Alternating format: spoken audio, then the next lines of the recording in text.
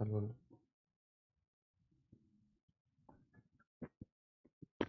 सभी को नमस्कार। उम्मीद है आप अच्छे होंगे, बहुत बेहतरीन तरीके से अपनी पढ़ाई कर रहे होंगे। आज की इस क्लास में हम कंप्लीट रिवर सिस्टम को लेकर बात करेंगे और 30 प्लस नदियां पढ़ेंगे। और मैं इतना विश्वास आपको दिला सकता हूं कि इससे बाहर नदियां एक भी नहीं जाएगी, चाहे वो ट्रिब्यूटरी हो, छोटी से छोटी और बड़ी से बड़ी नदियों को बड़े तरीके से, बड़े सिस्टमेटिक वे में हम मैप के थ्रू कवर करेंगे। मतलब आने वाले टाइम में केवल आपको वीडियो को सुनना है, याद नहीं करना, याद खुद हो जाएगा। इसका विश्वास मैं आपको खुद दिलाता हूं, याद आपको खुद हो जाएगा। केवल आपको वीडियो को सुनते हुए जाना है। क्लियर है? बड़ा कम टाइम मिलता है क्लास लेने के लिए, आप सभी को पता है, ठीक है ना, रेलवे में जॉब होने के कारण। और जब आप सेलेक्ट हो जाओगे तो आप इसी ड्रेस में आप भी इसी ड्रेस में ड्यूटी करोगे। तो इस ड्रेस को पाने के लिए आपको थोड़ी मेहनत करनी पड़ेगी। और बिना टाइम गवाए स्टार्ट करते हैं क्लास को। सबसे पहले क्वेश्चन, सबसे पहली स्टार्ट करते हैं चीजों को पढ़ना। हम रिवर सिस्टम को इस तरीके से बांट के पढ़ेंगे। सिंधु, गंगा और ब्रह्मपुत्र रिवर सिस्टम को हिमालय रिवर सिस्टम के अंतर्गत, और पेनिनसुलर रिवर सिस्टम में हम अरेबियन सी की नदी और बंगाल की खाड़ी की नदियों को पढ़ेंगे। स्टार्ट करते हैं सबसे पहले सिंधु रिवर सिस्टम को लेकर। केवल चीजों को सुनते हुए जाएंगे। सिंधु रिवर का ओरिजिन जो है वो बोखरचू ग्लेशियर के पिघलने के कारण बनी मानसरोवर लेक से, कैलाश पर्वत के यहां से होता है। और ये तिब्बत से ओरिजिनेट होने के बाद तिब्बत, भारत के लद्दाख और उसके बाद पाकिस्तान में जाकर मिठानकोट में सभी नदियों का जल लेकर अरेबियन सी में जल गिराती है। ये नदी जो है भारत में दमचौक से एंट्री करती है और चिल्लास से बाहर निकल जाती है। इसकी लंबाई 2880 किलोमीटर है और भारत में 1114 किलोमीटर ये बहती है। इसके अलावा जो लद्दाख की राजधानी लेह है वो सिंधु रिवर के राइट हैंड पर है। इसके अलावा सिंधु जो है दो पर्वत श्रृंखलाओं के बीच बहती है, एक है हमारे पास लद्दाख और एक है जास्कर श्रेणी। ठीक है, इसके अलावा हम बात करें इसको रिवर को लेकर, ये सारे के सारे पॉइंट क्लियर हुए। उसके बाद इसकी ट्रिब्यूटरी आती है जिसका नाम है झेलम रिवर। झेलम नदी का जो ओरिजिन होता है वो जम्मू कश्मीर में पीर पंजाल रेंज के पास बेरीनाग लेक से होता है। और ये केवल और केवल कहां पर होकर बहती है? केवल और केवल जम्मू कश्मीर में बहती है। फिर भारत पाकिस्तान की सीमा बनाती है, उसके बाद चली जाती है पाकिस्तान में और जाकर चिनाब नदी में मिल जाती है। इसके अलावा इसी पर हमें श्रीनगर, जो कि जम्मू कश्मीर की राजधानी, वो देखने को मिलती है। और वुलर लेक से होते हुए बाहर निकलती है। कौन सी? वो है झेलम नदी। और झेलम नदी को लेकर बात करें, इसी का पुराना नाम था वितीस था। क्या नाम था इसका? पुराना नाम वितीस था, इसका पुराना नाम था। नेक्स्ट आती है हमारे पास अगली रिवर, इसका नाम है चिनाब नदी। चिनाब नदी जम्मू कश्मीर में, सॉरी, हिमाचल प्रदेश में दो धाराओं से मिलकर बनी होती है, चंद्रा और भागा, जो कि बारालाचाला पास से निकलती हैं। ये दोनों की दोनों लाहौल स्पीति में मिलती हैं। उसके बाद चिनाब नदी जो है हिमाचल प्रदेश पंजाब से बहते हुए जाकर मिठानकोट में सिंधु से मिल जाती है। सिंधु की सबसे लंबी सहायक नदी भी कही जाती है चिनाब नदी को। इसके अलावा चिनाब नदी को लेकर बात करें, क्योंकि दो धाराओं से मिलकर बनी है, चंद्र और भागा, इसीलिए इसे चंद्रभागा नदी भी कहा जाता है चिनाब रिवर को। ठीक है, इसी का पुराना नाम था अश्कनी। अश्कनी इसका पुराना नाम था। नेक्स्ट उसके बाद आती है हमारे पास रावी नदी। रावी नदी का ओरिजिन हिमाचल प्रदेश में रोहतांग पास से होता है। हिमाचल प्रदेश पंजाब में बहते हुए पाकिस्तान में जाती है, पाकिस्तान में जाकर चिनाब नदी में मिल जाती है। और रावी नदी का ही पुराना नाम था पुरुषनी। इसका क्या नाम था पुराना नाम? इसका पुराना नाम था पुरुषनी। नेक्स्ट रिवर जो आती है उसका नाम है व्यास नदी। व्यास नदी का ओरिजिन हिमाचल प्रदेश के व्यास कुंड से होता है, रोहतांग पास के नजदीक। और ये हिमाचल प्रदेश और पंजाब में जाती है, पंजाब में जाकर सतलज नदी में मिल जाती है। ये सतलज नदी में पंजाब के कपूरथला में मिलती, जहां पर हरीके बैराज है। और इसी हरीके बैराज से इंदिरा गांधी नहर निकाली गई, जो भारत की सबसे लंबी सिंचाई नहर का एग्जाम्पल भी है। इसके अलावा बात करें किसको लेकर? सतलज नदी को लेकर। सतलज नदी जो है वो तिब्बत में राकस्तान लेक से निकलती है। और ये है तिब्बत, और तिब्बत के बाद ये हिमाचल प्रदेश, हिमाचल प्रदेश के बाद पंजाब, पंजाब के बाद चली जाती है पाकिस्तान में। इसके अलावा बात करें सतलज नदी को लेकर, ये एंट्री करती है हिमाचल प्रदेश में रोहतांग पास से। और सतलज नदी का ही पुराना नाम है सतुद्री। क्या नाम है? सतुद्री इसका पुराना नाम है। नेक्स्ट आगे की ओर बढ़ते हैं, इसकी और भी ट्रिब्यूटरियों को लेकर बात करते हैं, जिसकी इसकी राइट बैंक ट्रिब्यूटरी और भी है सिंधु की, जैसे श्योक है ना, श्योक है। श्योक के अलावा काबुल है, खुर्रम है, गोमल है और गिलगिट है। ये इसकी राइट बैंक ट्रिब्यूटरी है। लेफ्ट बैंक ट्रिब्यूटरी में झेलम आती है, चिनाब आती है, रावी आती है, व्यास आती है, सतलज आती है, जास्कर आती है, सुरू नदी आती है। ये इसकी राइट और लेफ्ट बैंक ट्रिब्यूटरी है जो आपको याद रखनी पड़ेंगी एग्जाम में। उसके बाद आता सिंधु नदी जल समझौता। सिंधु नदी जल समझौता जो है 1960 में हुआ था भारत और पाकिस्तान के बीच। इसमें भारत की तरफ से थे जवाहरलाल नेहरू और पाकिस्तान की तरफ से थे अयूब खान। वर्ल्ड बैंक ने मीडिएटर का काम किया था, जिसके अध्यक्ष थे रॉबर्ट ब्लैक। इसके अलावा इसमें यह कहा गया था सिंधु झेलम चिनाब के 80% जल का यूज करेगा पाकिस्तान और 20% जल का यूज करेगा इंडिया, जबकि रावी, व्यास और सतलज के 80% जल का यूज करेगा भारत और 20% जल का यूज करेगा पाकिस्तान। यह था सिंधु नदी जल समझौता। उसके बाद अगली रिवर जो आती है इसका नाम है ब्रह्मपुत्र नदी। ब्रह्मपुत्र नदी का ओरिजिन चेमायुंगडुंग ग्लेशियर के पास मानसरोवर लेक से तिब्बत में होता है। इसे तिब्बत में शांगपो कहा जाता है। यह भारत में एंट्री करती है यांगयाप पास को काटकर। जैसे अरुणाचल प्रदेश में यांगयाप पास से एंट्री करती है, यहीं पर इसका नाम दिहांग पड़ता है। उसके बाद जाती है असम में, असम में इसको ब्रह्मपुत्र कहा जाता है। उसके बाद जाती है बांग्लादेश में, बांग्लादेश में इसे कहा जाता है जमुना। इसकी टोटल लंबाई 2900 किलोमीटर है। भारत में यह 917 किलोमीटर बहती है। इसी पर असम में दो द्वीप देखने को मिलते हैं, उन्मादा और मांजुली, जिसमें से मांजुली सबसे बड़ा नदी द्वीप है पूरे विश्व का, जबकि उन्मादा पूरे विश्व का सबसे छोटा नदी द्वीप कहा जाता है ब्रह्मपुत्र नदी को लेकर। इसके अलावा ब्रह्मपुत्र नदी को लेकर हम बात करें नेक्स्ट, तो ब्रह्मपुत्र नदी जो है हमारे पास, ये सारी चीजें बात कर ली। इसके अलावा इससे आकर एक नदी मिलती है जिसका नाम है गंगा, जिसे पद्मा कहा जाता है। पद्मा और जमुना यानी गंगा और ब्रह्मपुत्र के संगम को कहा जाता है मेघना, और मेघना ही डेल्टा बनाती है बंगाल की खाड़ी में, और जो डेल्टा बनाती है उसे कहते हैं सुंदरवन का डेल्टा, जो कि पूरे विश्व का सबसे बड़े डेल्टा का एग्जांपल है। क्लियर है? नेक्स्ट आगे की ओर बढ़ते हैं। इसकी सहायक नदियों को लेकर बात करें तो इसकी राइट बैंक ट्रिब्यूटरी में तीस्ता, संकोस, मानस, सुबनसिरी आती है, जबकि इसकी लेफ्ट बैंक ट्रिब्यूटरी में कोपरी, धनसिरी, दिकोह, इसके अलावा वाराणसी, लोहित, सियांग और दिबांग आती है। क्लियर है? इसमें से आपको एक नदी दिखेगी सुबनसिरी, सुबनसिरी इसकी सबसे लंबी ट्रिब्यूटरी है। लोहित रिवर जो है, लोहित रिवर के नीचे का पानी लाल है क्योंकि नीचे की मिट्टी लाल है, जिसके कारण इसे खूनी नदी कहा जाता है। भारत का सबसे लंबा नदी ब्रिज, जिसे ढोला सदिया नदी ब्रिज भी कहा जाता है, ब्रह्मपुत्र नदी पर देखने को मिलता है, लोहित नदी पर। ब्रह्मपुत्र की भी सहायक नदी लोहित नदी पर देखने को मिलता है, ये भी आप याद रखेंगे। ये मैंने आपको बता दिया, ढोला सदिया ब्रिज वगैरह सारी चीजें। उसके बाद आता है हमारे पास सिंधु नदी के कुछ मतलब दोआब को लेकर। जैसे आपसे कहेगा हमें बताओ सिंधु, है ना, सिंधु और झेलम के दोआब को क्या कहा जाता है? सिंध दोआब, है ना। झेलम और चिनाब के दोआब को कहा जाता है चाज दोआब। चिनाब और रावी के दोआब को कहा जाता है रचना दोआब, ठीक है ना। और रावी और व्यास के दोआब को कहा जाता है बारी दोआब, और व्यास और सतलज के दोआब को कहा जाता है बिस्ट दोआब। तो ये कई बार एग्जाम में पूछे गए हैं दोआब, तो इन दोआबों को भी आप याद रखेंगे जो मैंने आपको बताए। नेक्स्ट आता है हमारे पास अगला हम बात करें गंगा रिवर सिस्टम को लेकर। तो गंगा रिवर सिस्टम में सबसे पहले हमें गंगा के निर्माण की प्रक्रिया को समझना होगा। अगर हम गंगा के निर्माण की प्रक्रिया को समझें, देखो, एक है सतोपत ग्लेशियर। सतोपत ग्लेशियर से एक रिवर निकलती जिसका नाम है अलकनंदा। अलकनंदा से धौली गंगा आकर मिलती है विष्णु प्रयाग में, ठीक है ना। उसके बाद आगे की ओर बढ़ती है तो इससे एक पिंडाल नदी आकर मिलती है कर्ण प्रयाग में। फिर आगे की ओर मिलती है तो इससे नंदाकिनी नदी मिलती है नंद प्रयाग में। फिर आगे की ओर मिलती है तो इससे मंदाकिनी नदी मिलती है रुद्र प्रयाग में। इसके अलावा एक रिवर है जिसका नाम है भागीरथी नदी, जो कि गंगोत्री ग्लेशियर के पास गोमुख लेक से निकलती है और ये जाकर अलकनंदा में मिलती है देवप्रयाग में। यहीं से इस धारा का नाम गंगा पड़ता है। गंगा सबसे पहले हरिद्वार में जो है वो मैदानों में प्रवेश करती है। इनको कहा जाता है पंचप्रयाग, विष्णु प्रयाग, कर्ण प्रयाग, नंद प्रयाग, रुद्र प्रयाग और देव प्रयाग। इनको पंच प्रयाग कहा जाता है। तो इनके कभी कभी पूछ लेता हमें ये बताओ इन पंच प्रयागों में कौन कौन सी नदियों का संगम है, ठीक है। नेक्स्ट आगे की ओर बढ़ते हैं। फिर गंगा को लेकर बात करें तो गंगा दो धाराओं से मिलकर बनी, भागीरथी और अलकनंदा। यह है उत्तराखंड, उत्तर प्रदेश, बिहार, झारखंड, वेस्ट बंगाल और बांग्लादेश में बहती है। इसकी टोटल लंबाई 25-25 किलोमीटर और भारत की सबसे लंबी नदी का एग्जाम्पल है। इसकी सबसे ज्यादा लंबाई जो है उत्तर प्रदेश और सबसे कम लंबाई इसकी झारखंड में देखने को मिलती है। 2008 में इसे जीवित संस्थान घोषित किया गया था। और गांगे डॉल्फिन भारत की जलीय जीव है ना, जलीय जीव है गांगे डॉल्फिन। ये सारे के सारे पॉइंट आपको क्लियर हुए होंगे। फिर इसकी सहायक नदियों को लेकर बात करें तो इसकी right bank left bank tributary में सबसे पहली नदी आती है हमारे पास रामगंगा। रामगंगा का ओरिजिन जो है उत्तराखंड के पौड़ी गढ़वाल से होता है और ये पौड़ी गढ़वाल से ओरिजिनेट होने के बाद ये उत्तराखंड और उत्तर प्रदेश में जाकर कन्नौज में गंगा में मिल जाती है।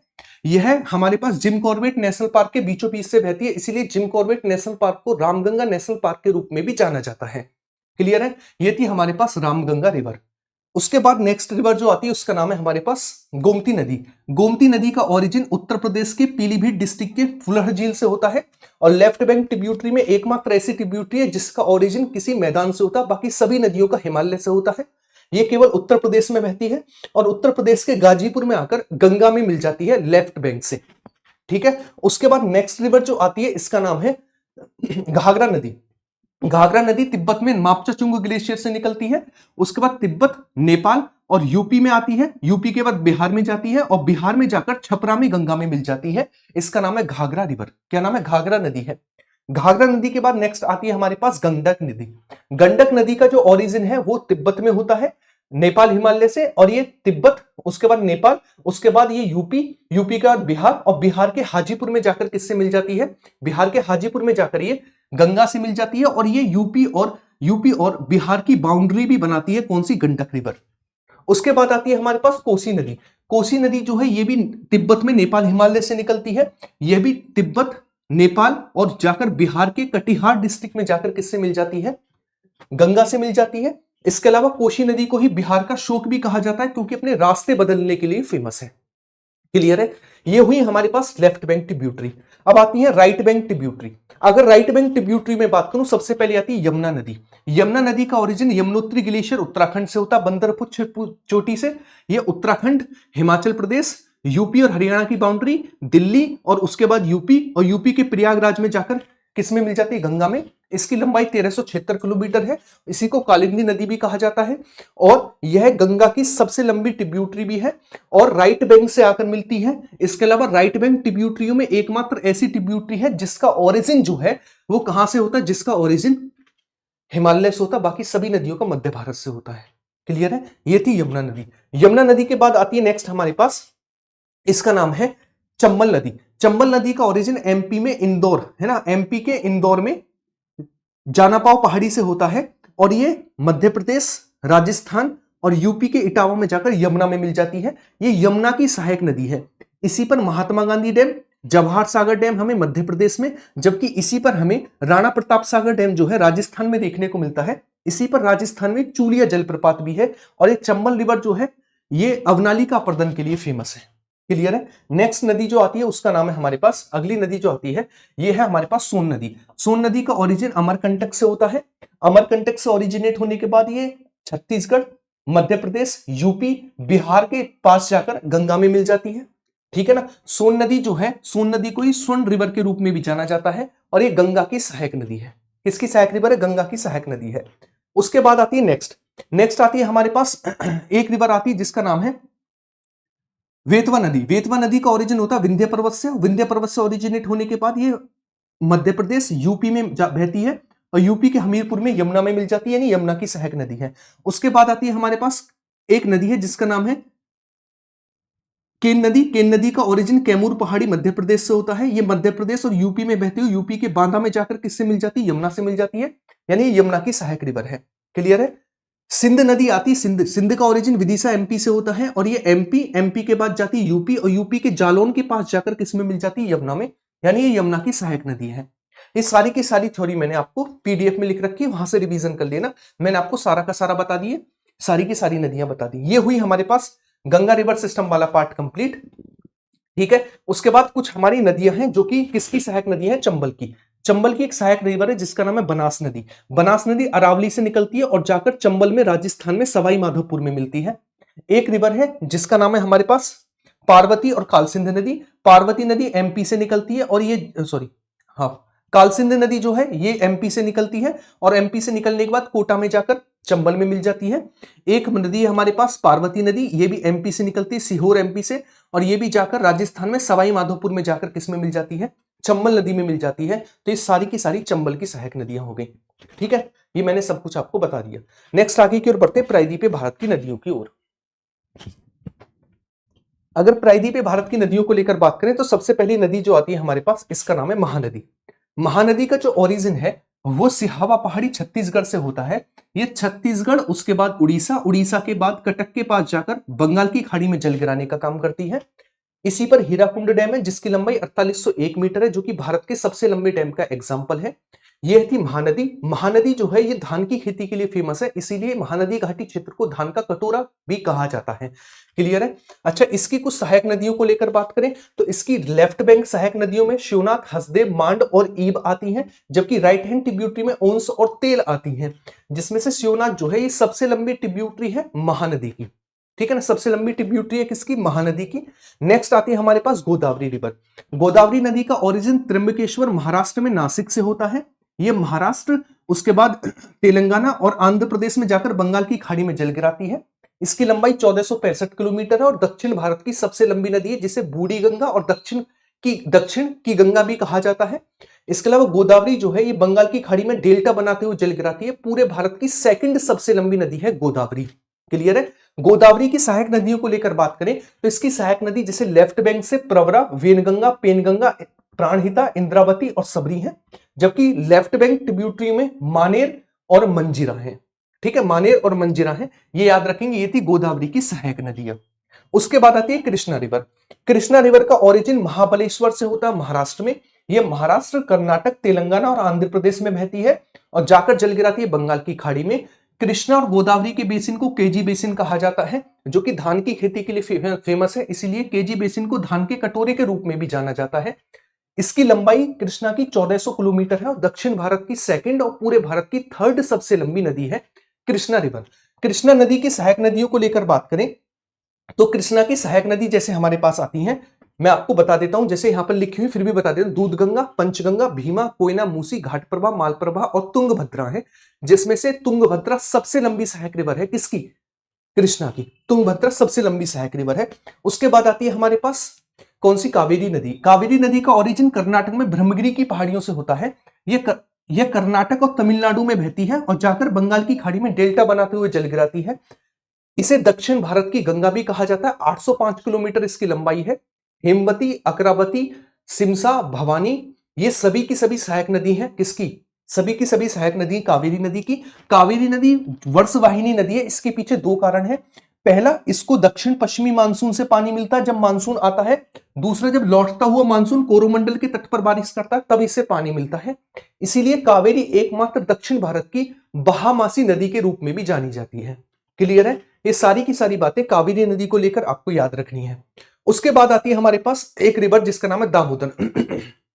दामोदर का ओरिजिन झारखंड में छोटा नागपुर प्लेटू से होता है।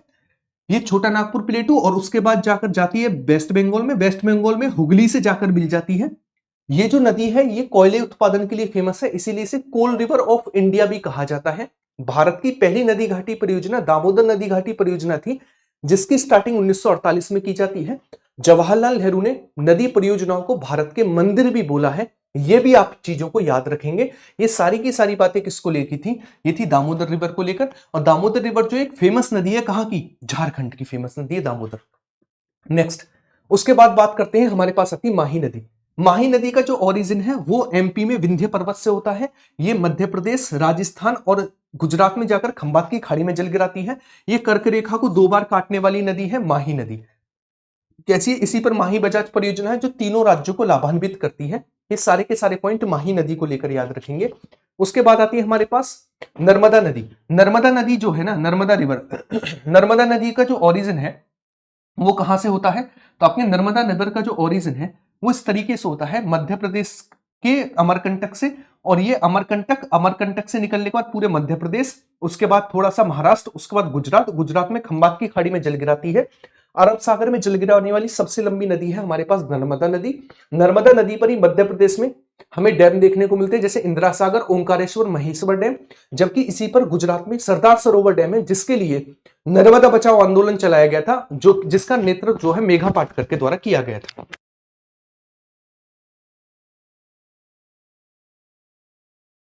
ठीक है, नेक्स्ट आगे की ओर बढ़ते हैं। अगली रिवर आती है हमारे पास तापी नदी।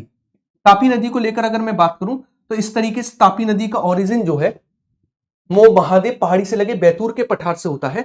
और ये बैतूर के पठार से निकलने के बाद मध्य प्रदेश, गुजरात और महाराष्ट्र और गुजरात में जाकर खंबात की खाड़ी में जल गिराती है। इसी पर गुजरात में काकरापारा और उकाई परियोजनाएं हमें देखने को मिलती है तापी नदी पर। तापी नदी सतपुड़ा के साउथ में बहती है और नर्मदा सतपुड़ा के नॉर्थ में बहती है। इसलिए सतपुड़ा को दो नदियों के बीच का पर्वत भी कहा जाता है। क्लियर है? और ये भ्रंश घाटी से होकर बहती है, रिफ्ट वैली से होकर बहती है। उसके बाद आती है साबरमती नदी। साबरमती नदी को लेकर अगर मैं बात करूं तो साबरमती नदी का ओरिजिन होता है ढेबर झील से और ये राजस्थान में अरावली पर्वत के पास है। ये ढेबर झील से निकलने के बाद राजस्थान के बाद गुजरात के बाद जाकर खंबात की खाड़ी में जल गिराती है। इसी पर दो फेमस शहर है, गांधीनगर और अहमदाबाद। किस पर है? साबरमती नदी पर है। और साबरमती नदी के पास ही महात्मा गांधी जी ने अपना आश्रम भी बचाया था, जिसका नाम था साबरमती आश्रम।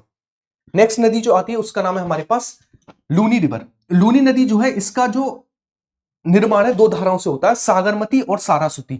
दोनों गोविंदगढ़ी में मिलती है, तब लूनी नदी मिलती है। लूनी नदी जो है राजस्थान के बाद गुजरात और गुजरात के बाद जाकर कच्छ के रण में जाकर विलीन हो जाती है, यानी समुद्र नहीं देख पाती है। सुकरी, जवाई और जोजई इसी की सहायक रिवर है और ये भारत की फेमस खारे पानी की नदी है लूनी रिवर। कैसी फेमस खारे पानी की नदी है? लूनी नदी। ये भी आप याद रखेंगे। क्लियर है? नेक्स्ट आगे की ओर बढ़ते हैं। अगली अगली रिवर जो आती है हमारे पास, इसका नाम है लास्ट रिवर, जिसका नाम है पेरियार नदी। पेरियार नदी का ओरिजिन तमिलनाडु और केरल के बॉर्डर पर पड़ने वाली शिवगिरी की पहाड़ियों से होता है। उसके बाद ये कंप्लीटली बहती है कहां पर? केरल में। केरल में बहने के बाद जाकर जल गिराती है अरब सागर में और ये सबसे लंबी नदी है केरल की। इसे केरल की जीवन रेखा कहा जाता है क्योंकि ये पानी उपलब्ध कराती है पीने का और सिंचाई का केरल के लिए। इसी पर हमें एक डैम देखने को मिलता है जिसका नाम है मुल्ला पेरियार डैम और ये विवादित है केरल और तमिलनाडु के बीच। और इसी पर एक और डैम है जिसका नाम है इडुक्की डैम और इडुक्की डैम जो भारत का एकमात्र आर्क के आकार का डैम है, चापाकार डैम का एग्जांपल है। क्लियर है? तो ये मैंने सारी की सारी नदियों का आपको सुपर फास्ट रिवीजन करा दिया। मैं एक प्यारी सी कमेंट आप सभी से चाहूंगा, क्या इससे पहले इतना कम समय में, इतने डिटेल में, इतना सिस्टमेटिक तरीके से आपने कभी रिवर सिस्टम को नहीं पढ़ा होगा? मैं जानता हूं आप रिवर सिस्टम को पढ़ते हो लेकिन इतने डिटेल में नहीं। मैं आपसे एक क्वेश्चन करता हूं, उसका आंसर आप मुझे कमेंट बॉक्स में देंगे। जिन्होंने क्वेश्चन वीडियो को देखा है मुझे बताएंगे गोदावरी रिवर का ओरिजिन कहां से होता है, ये सभी आप कमेंट बॉक्स में बताएंगे जितना भी जानते हैं गोदावरी रिवर के बारे में जो मैंने आपसे पूछा। इतनी छोटी सी मेहनत, मतलब मेहनत बड़ी है लेकिन छोटे से समय में जो मैंने आपको रिवीजन कराया उसके लिए एक लाइक तो बनता है। और साथ के साथ मुझे एक प्यारी सी कमेंट छोड़कर जाएंगे सभी बच्चे कि आपका रिवर सिस्टम को लेकर छोटे से समय में कैसा रिवीजन हुआ। मैंने आपको सारी रिवर करा दी, सिंधु, झेलम, चिनाब, रावी, व्यास, सतलज, गंगा, रामगंगा, गोमती, घाघरा, गंडक, कोसी, महानंदा, यमुना, टोन, सोन, ठीक है ना। इसके अलावा हमारे पास वेतवा, केन, कालसिंध, बनास, ठीक, पार्वती। इसके अलावा हमने गोदावरी, कृष्णा, दामोदर, कावेरी, नर्मदा, तापी, पेरियार सभी नदियों को एक बार में पढ़ लिया। उम्मीद है वीडियो आपको बहुत अच्छी लगी होगी। वीडियो अच्छी लगी तो उसे लाइक और शेयर करना तो बिल्कुल नहीं भूलेंगे। साथ ही साथ कमेंट बॉक्स में प्यारी सी कमेंट छोड़कर जाएंगे आप सभी को क्लास कैसी लगी। मिलते हैं नेक्स्ट वीडियो में। बाय बाय, टेक केयर, जय हिंद सभी को।